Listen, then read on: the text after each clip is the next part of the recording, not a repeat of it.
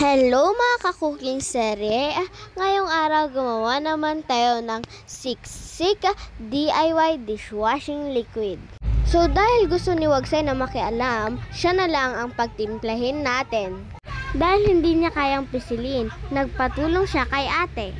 Dahil pakialamero ka, maghirap kang mag-keyword dyan. Mag-video na lang ako sa'yo. Kailangan pala guys, 10 minutes mong i-keyword kan i-mix ito. Bago mo siya ilagay sa isang container, kailangang mawala ang mga bula nito. Umaga namin ito ginawa, pero gabi na namin ito na ilagay sa mga container dahil mahirap mawala ang bula. Need kasi guys na dapat mawala talaga lahat ng bula bago ilagay. Gaya ng nakikita nyo sa aking video. So guys, kung gusto nyo makatipid, $2.49 lamang ito, bumili na kayo sa Orange app. Malaking tulong ito sa mga nagtitipid. And wait, there's more. Pwede mo itong gawing business.